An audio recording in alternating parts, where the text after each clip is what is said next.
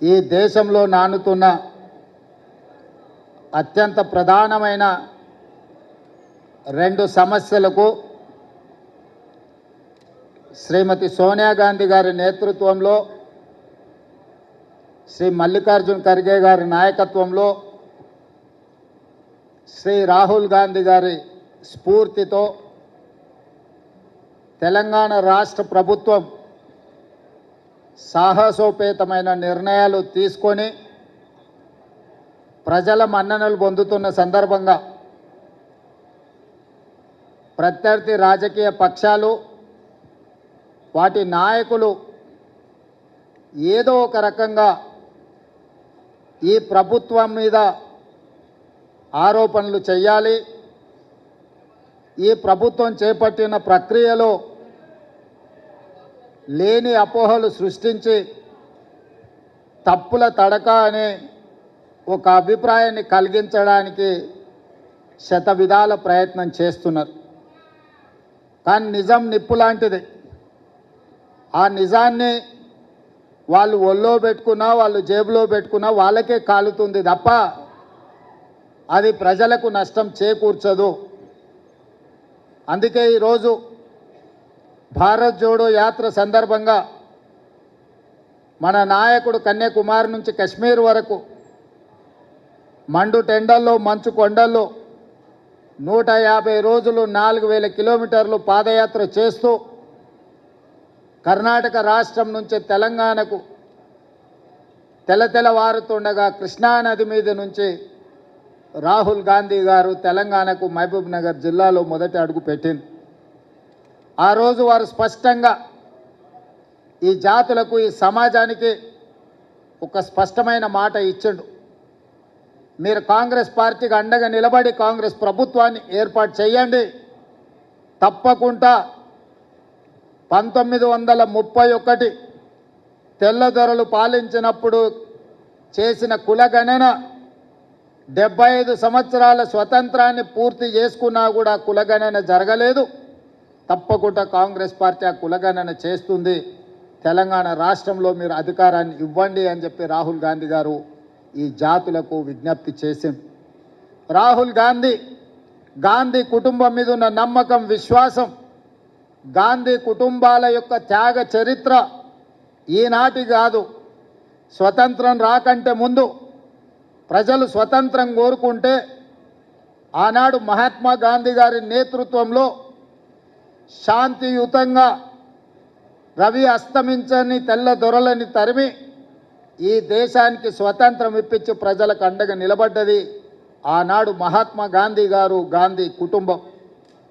దేశం కోసం ప్రాణాలు ఇచ్చి దేశ సమైక్యతను కాపాడిన మహాత్మా గాంధీ గారి యొక్క వారసత్వాన్ని ఈరోజు రాహుల్ గాంధీ గారు తీసుకోవడమే కాదు, శ్రీమతి సోనియా గాంధీ గారు 2004 సంవత్సరంలో ఆనాడు ఎన్నికల సందర్భంగా కరీంనగర్ గడ్డ మీద కాలు మోపినప్పుడు 4 కోట్ల తెలంగాణ ప్రజల ఆకాంక్ష, 60 సంవత్సరాల నుంచి మీరు చేస్తున్న పోరాటం నా దృష్టిలో ఉన్నది, తప్పకుండా మీ కళ నెరవేరుతుంది, మీ ఆకాంక్షలు నెరవేర్చే బాధ్యత నేను తీసుకుంటాను శ్రీమతి సోనియా గాంధీ గారు చెప్పింది.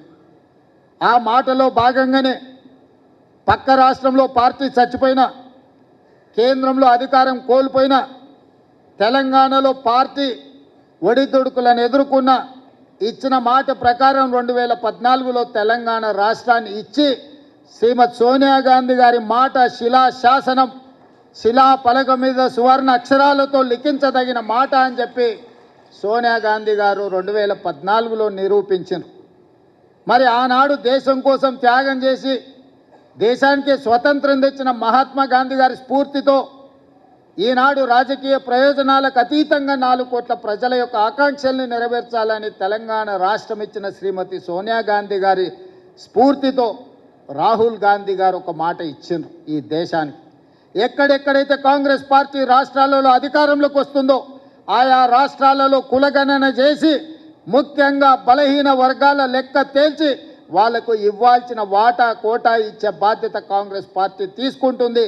కేంద్రంలో ప్రభుత్వం ఏర్పాటు చేసి రాజ్యాంగాన్ని సవరించి 50% రిజర్వేషన్ల నిబంధనను తొలగించి బలహీన వర్గాలకు రిజర్వేషన్లు పెంచడమే కాదు, వాళ్ళ జనాభాను లెక్కగట్టి దామాష ప్రకారం నిధులను కేటాయిస్తామని రాహుల్ గాంధీ గారు మాట ఇచ్చిండ్రు. మరి అంత త్యాగాల వారసత్వాన్ని తీసుకున్న రాహుల్ గాంధీ గారు మాట ఇస్తే ఆ మాటను నిలబెట్టాల్సిన బాధ్యత ఆనాటి పిసిసి అధ్యక్షుడిగా నా మీద, ఆనాటి సిఎల్పి నాయకుడిగా బట్టి విక్రమార్క గారి మీద ఉన్నది. అందుకే మేమిద్దరం ప్రభుత్వం ఏర్పడ్డ తర్వాత చాలా సందర్భాలలో చర్చించి దీన్ని పారదర్శకంగా ప్రజలకు అందుబాటులోకి తీసుకురావాలని ఆలోచన చేసినాం. శాసనసభలో పెట్టినాం, చర్చలు చేసినాం, మంత్రివర్గ ఆమోదం తీసుకున్నాం, మంత్రివర్గ ఉపసంఘాన్ని వేసినాం.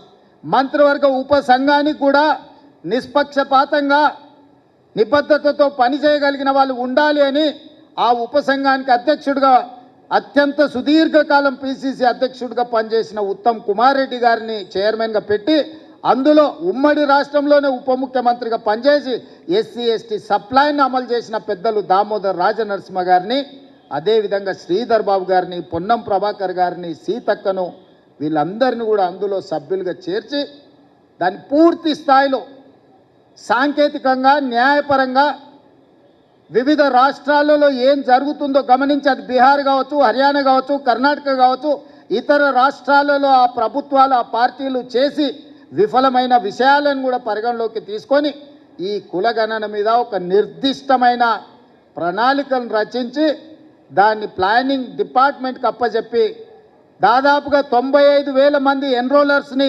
9,500 మందిని వీళ్ళ మీద సూపర్వైజ్ చేయడానికి మొత్తం దాదాపుగా 104,000 మంది ప్రభుత్వ అధికారులను, ముఖ్యంగా జనగణన చేసే టీచర్లందరినీ కూడా సంఘాలతో ఉప ముఖ్యమంత్రి గారు మాట్లాడి ఆ సంఘాలను ఒప్పించి వాళ్ళందరినీ కూడా ఈ కార్యాచరణలో భాగస్వాములను చేసి 150 ఇళ్లను ఒక యూనిట్గా 95,000 యూనిట్లు దాదాపుగా చేసి ప్రతి యూనిట్కి ఒక ఎన్రోలర్ను పెట్టి ఆ ఎన్రోలర్ కూడా రోజుకి 8 నుంచి 10 ఇండ్లు మాత్రమే, ఎందుకంటే 150 ఇండ్లు 2 రోజుల్లోనో 3 రోజుల్లోనో 4 రోజుల్లోనో చేయమంటే హడావిడిలో తప్పులు జరుగుతాయన్న ఆలోచనతోటి 3 రోజులు ఆ 150 ఇండ్లకు ప్రతి ఇంటికి ఒక స్టిక్కర్ అంటించి మొదట ఆ ఇండ్లను గుర్తించే కార్యక్రమం చేసినాం.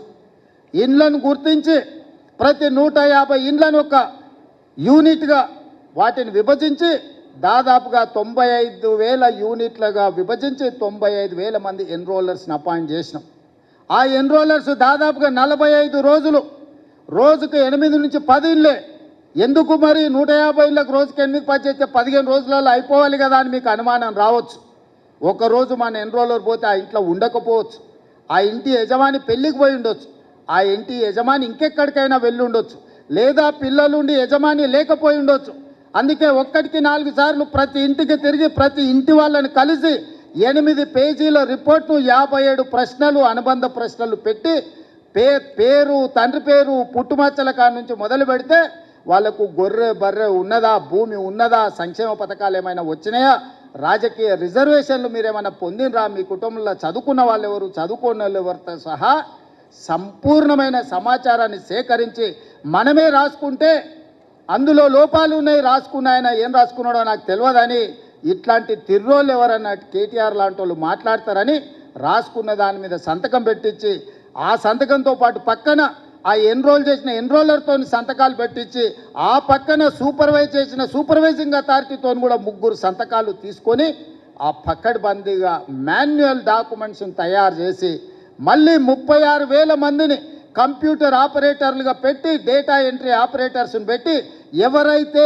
ఇల్లు తిరిగి సమాచారాన్ని సేకరించిందో వాళ్ళే కంప్యూటర్ ఆపరేటర్ దగ్గర కూర్చొని వాళ్ళే చెప్పి కంప్యూటర్లో ఎంట్రీ చేయించాలి. ఎందుకంటే ఇంగ్లీష్లో రాసుకున్నోనికి ఈజీగా అర్థమైంది, పక్కోడు చదివితే తీ కావచ్చు, తా కావచ్చు, కీ కావచ్చు, కా కావచ్చు, ఈ కన్ఫ్యూజన్లు అని ఉండొద్దు అని ఎవరైతే ఇల్లు తిరిగి సమాచారాన్ని సేకరించిందో వాళ్ళే డేటా ఎంట్రీ ఆపరేటర్ పక్కన కూర్చొని ఆ 150 కుటుంబాలకు సంబంధించిన సమాచారాన్ని కంప్యూటరైజ్డ్ చేపించి కంప్యూటర్లో కూడా మొత్తం డేటా సేకరించి ఎనాలిసిస్ చేసి ఈరోజు ఇంతకుముందు పెద్దలు బట్టి విక్రమార్క గారు చూపించిన విధంగా బలహీన వర్గాల లెక్క 5 కేటగిరీలు ABCDE.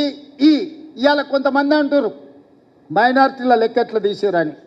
మైనారిటీల లెక్క తీయక తప్పదు, ఎందుకంటే BCE గ్రూప్ కింద వాళ్ళకు కూడా 4% రిజర్వేషన్ ఉన్నది. ఇది చట్టపరంగా సుప్రీంకోర్టు ఇచ్చిన రిజర్వేషను. ఆనాటి యూపీఏ ప్రభుత్వం మన్మోహన్ సింగ్, సోనియా గాంధీ గారు, రాజశేఖర రెడ్డి గారు ఇచ్చిన రిజర్వేషన్.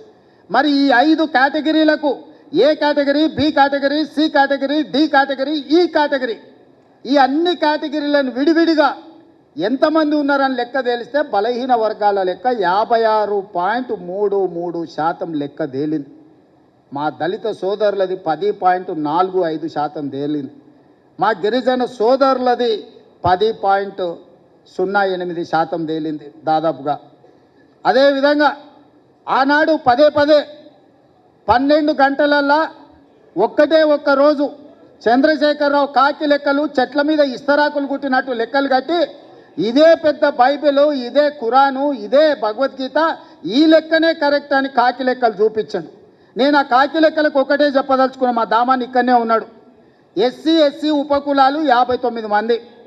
ఇన్నేళ్ల నుంచి ఆ లెక్క కరెక్ట్గా ఉంది. కానీ కాకి లెక్కల కేసీఆర్ చేసిన సమగ్ర కుటుంబ సర్వేలో ఎస్సీ ఉపకులాలు 82 కులాలు అని తేల్చాడు. ప్రభుత్వం దగ్గర అధికారికంగా డేటా ఉంది, డాక్యుమెంట్ ఉంది. మా దామాన్ని ఆ కాగితం తీసుకొని చూపించాలి. 59 కులాలు అని మిగిలిన ఎస్సీ ఉపకులాలు ఎక్కడి నుంచి వచ్చినాయో చంద్రశేఖరరావు చెప్పాలి.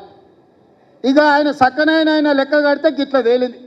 చదువుకోకముందు ఎవడో కాకరకాయ అన్నాడంట, చదువుకున్నాక కీకరకాయ అన్నాడంట. లెక్క కట్టనప్పుడు, లెక్కలేదైనప్పుడు మా దళిత సోదరుల 59 కులాలు ఉపకులాలు ఉంటే చంద్రశేఖరరావు లెక్కలు కడితే 82 అయినాయి. ఈ సొక్కమైన లెక్క తీసుకొచ్చి నా లెక్కనే ఇది కరెక్టు, నేను సత్యహరిచంద్రుని, ఆయన పోతా ఆయన వారసుడిగా నేను పుట్టినా, నా లెక్కకు ఈరోజు బట్టి విక్రమార్క, రేవంత్ రెడ్డి, ఉత్తమ్ కుమార్ రెడ్డి చేసిన లెక్కకు పొత్తన లేదు, ఇది తీసి పక్కన పడేయండి అంటుండు. నిజంగానే చంద్రశేఖరరావు దీన్ని అనాలి అంటే ఎప్పుడు ఆయనకు నైతిక హక్కు వస్తుంది అంటే ఆయన సమగ్ర కుటుంబ సర్వేతో పాటు ఈనాడు ప్రభుత్వం చేసిన కులగణంలో ఆయన కొడుకు, ఆయన అల్లుడు అందులో లెక్కలు రాపిస్తే ఆయన లెక్క గురించి మాట్లాడడానికి అధికారం ఉంది. అసలు తెలంగాణ సమాజంలో జీవించే హక్కే చంద్రశేఖరరావుకు లేదు. ఈ సమాజంలో ఉన్న ప్రజల అందరి లెక్క కట్టి అధికారికంగా ప్రభుత్వం చేసిన లెక్క ఇది. ఇది ప్రైవేట్గా రేవంత్ రెడ్డి, బట్టి విక్రమార్కను, ఉత్తమ్ కుమార్ రెడ్డి గారు వ్యక్తులుగా చేసిన లెక్క కాదు. ఇది ప్రభుత్వం లెక్క, అధికారిక లెక్క. ఈరోజు లెక్క పక్కాగా ఉండాలని ఇల్లు తిరిగి ప్రతి 150 కుటుంబాలకు ఒక ఎన్రోలర్ను పెట్టి రోజుకి 8 నుంచి 10 కుటుంబాల లెక్కనే తేల్చి ఈరోజు స్పష్టంగా 3,54,00,000 పైచిలకు ఈరోజు లెక్క తేల్చినాం. వీళ్ళందరూ వాళ్ళ సమాచారాన్ని ఇచ్చినోళ్ళు, వాళ్ళందరూ జనజీవన స్రవంతిలో ఉన్నోళ్ళు. ఇప్పుడు 16 లక్షల పైగా జనాభా జనజీవన స్రవంతిలో లేరు. అందులో ముందు వరుసలో చంద్రశేఖరరావు, ఆ తర్వాత తారక రామారావు, ఆ తర్వాత హరీష్ రావు, ఆ తర్వాత పోచంపల్లి, నిన్న మొన్న గ్యాంబ్లింగ్ చేసిన పోచంపల్లి శ్రీనివాసరెడ్డి, గ్యాంబ్లర్స్ అందరూ అందులోనే ఉన్నారు. ఈ గ్యాంబ్లర్స్కి ఇష్టం లేదు. ఎందుకంటే వాళ్ళ లెక్క తెలుస్తుంది. వాళ్ళ లెక్క తెలిస్తే పోయిన మంత్రివర్గంలో 4 ఆయనతోలే ఎట్లున్నారని మీరంతా మా బలైన వర్గాల సోదరులు అడుగుతారు, కడుగుతారు, వంగబెట్టి దంచుతారని లెక్క తెలియదని కుట్ర చేస్తుండు. ఇక మా దాంట్లో మా అమాయక సోదరులు 75 ఏళ్ళ తర్వాత ఒక లెక్క పక్కగా మనం చేస్తే దాన్ని అర్థం చేసుకోకుండా ఈ లెక్క తప్పు అని అంటారు. ఈ లెక్క తప్పు అంటే మళ్ళీ మొదటికి వస్తుంది. అంటే ఇక మీ జీవితంలో ఈ లెక్క రావద్దని చంద్రశేఖరరావు ఏదైతే కుట్ర చేస్తుండో మీరు కూడా తెలియకుండానే ఆ కుట్రకు సహకరిస్తారు. నేను ఇవాళ వేదిక మీద నుంచి ఛాలెంజ్ చేస్తున్నా. ఎవరైతే 8 పేజీల లెక్కలో వివరాలు ఇచ్చి సంతకాలు పెట్టిరో ఏ దాంట్లో కూడా ఒక్క తప్పు లేదు. ప్రతి కాలం వాళ్ళు రాసిచ్చిందే మా వాళ్ళు రాసుకున్నారు, వాళ్ళు సంతకం పెట్టింది ప్రభుత్వం దగ్గర ఉంది. మేము రాసుకోలే ఈ లెక్కలు, వాళ్ళు రాసి సంతకం పెట్టిన లెక్కనే మేము సేకరించినాం. 3,54,00,000 పైచిలకు ఏదైతే లెక్క ఉందో వాళ్ళు ఇచ్చిన సమాచారం 96.9% లెక్కలు ఇచ్చారు. 3.1% లెక్కలు ఇవ్వలేదు. లెక్కలు ఇవ్వలను కొంతమంది విధిలేకి ఇవ్వకపోవచ్చు, కొంతమంది ఆ సమయానికి లేకి ఇవ్వకపోవచ్చు. కానీ చంద్రశేఖరరావు లాంటి వాళ్ళు తెలిసి బలిసి కావాలని ఈ లెక్కలకు రాలేదు. వస్తే సంచి బియ్యం వండితే వాళ్ళు తినంగా మిగులుతుంది, మొత్తం వాళ్ళ జాతి తిన్నా కూడా మిగతాళ్ళకి మిగులుతుంది, లెక్క తెలుస్తుంది. పోయిన మంత్రివర్గంలో చంద్రశేఖరరావు, దయాకర్ రావు, హరీష్ రావు, తారక రామారావు, వినోద్ రావు, ఆ రావు, ఈ రావు ఇన్ని పదవులు ఎట్లా అనుభవించిందని బీసీలు లెక్కలు అడుగుతారని, ఆ లెక్క తేల్తుందని ఈ లెక్కను తేల్చకుండా గందరగోళంలో వేసి గంగల కలపాలని కుట్ర చేస్తుండు. ఇందులో ఏమీ లేదు. చంద్రశేఖరరావు మాయ మర్మమే ఉంది. లెక్క తేలితే వాళ్ళెంతో వాళ్ళకంత, అంటే వాళ్ళకి వార్డు మెంబర్ కంటే పైన ఏ పదవి రాదు. ఆ కుటుంబానికి ఏమి ఇయ్యనికనే ఉండదు. ఇవాళ రేవంత్ రెడ్డి నువ్వు కూడా రెడ్డి ఉండొచ్చు. అప్పుడప్పుడు ఒక ఆయన అంటుంటాడు, ఈయననే ఆఖరి, ఈయననే చివరి, ఈయననే మొదటని. నాకేం పర్వాలేదు, ఆఖరి అయినా పర్వాలేదు. నా నాయకుడు ఇచ్చిన మాటను నిలబెట్టాలని క్రమశిక్షణ కలిగిన కార్యకర్తగా నేను బాధ్యత తీసుకున్నా. ఇది నా నిబద్ధత. నేను ఈ లెక్క నా కోసం చేయలే, నా పదవి కోసం చేయలే. నా నాయకుడు ఇచ్చిన మాట నిలబెడితేనే నేను క్రమశిక్షణ కలిగిన కాంగ్రెస్ కార్యకర్తను అవుతా. నేను క్రమశిక్షణ కలిగిన ముఖ్యమంత్రిగా ఈరోజు బాధ్యత తీసుకున్నా. ముఖ్యమంత్రిగా ఈరోజు కులగణన చేసిన అంటే ఏ త్యాగానికైనా సిద్ధమయ్యే ఈరోజు ఈ లెక్కలు పక్కాగా తేల్చిన, ఈ లెక్కలలో తప్పు తేల్చాలంటే 5% లోపల మా వాళ్ళని ఎందుకు చూపిస్తా, 50% పైగా బీసీలను ఎందుకు చూపిస్తానా, మమ్మల్ని కూడా 15-20% లెక్కలు చూపిస్తుంటే దొంగ లెక్కలే రాయ మొదలు పెడితే ఇట్లెందుకు రాస్తాము? ప్రతి మనిషికి పక్కా సమాచారాన్ని సేకరించినము. నాయకుడు ఇచ్చిన మాటని నిలబెట్టడమే మా ధర్మం అనుకున్నాము. అందుకే పార్టీ విధానాలను, సిద్ధాంతాలను, నాయకుడి ఆదేశాలను పాటించిన కాబట్టే ఈరోజు ఇక్కడికి రాగలిగిన. ఇక్కడున్న మిత్రులకు నేను ఒకటే మాట చెప్తున్నా. మంత్రివర్గ ఉపసంఘానికి అధ్యక్షుడిగా ఉన్నది ఉత్తమ్ కుమార్ రెడ్డి గారు. వాళ్ళు దేశ్ముఖ్ల కుటుంబం, 1000 ఎకరాల భూములు ఉన్నోళ్ళు. ఈరోజు ఇందులో ఉన్న దామన్న 2వ తరం నాయకుడు. మేమందరం కూడా నాయకుడిచ్చిన మాటకు కట్టుబడి మొదటి సంవత్సరంలోనే ఇది చేసినాం. ఏ రాష్ట్రంలో అయినా ఎవరైనా చేసిందా మీరు ఆలోచన చేయండి సోదరులారా. ఇవాళ మా చిత్తశుద్ధిని, కాంగ్రెస్ పార్టీ నిర్ణయాన్ని తప్పుదోవ పట్టించి బలహీన వర్గాలకు శాశ్వతంగా అన్యాయం చేయాలని ఆలోచన చేస్తారు. కొన్ని సంఘాలు వచ్చినాయి, కొంతమంది విజ్ఞప్తి చేసిండ్రు, అన్న దీంట్లో ఇంకా కొంచెం సరిదిద్దండి, దీంట్లో కొంత సమాచారాన్ని మనం నిజంగా చేయాలనుకున్నాం. కాబట్టి 2వ విడత కూడా జనజీవన స్రవంతిలో కలవని వాళ్ళకు కూడా జనజీవన స్రవంతిలో కలవడానికి 2వ విడత కూడా మళ్ళీ అవకాశం ఇచ్చినాము. ఇది మా ప్రభుత్వం యొక్క చిత్తశుద్ధి. మీడియా మిత్రులు, బలహీన వర్గాల సంఘాలు, మా సోదరులు అర్థం చేసుకోవాలి. ఈరోజు దీన్ని తప్పు పడితే శాశ్వతంగా మీరు నష్టపోతారు. మిమ్మల్ని నష్టపరచాలి అని ఒక పక్కన మోడీ, ఇంకొక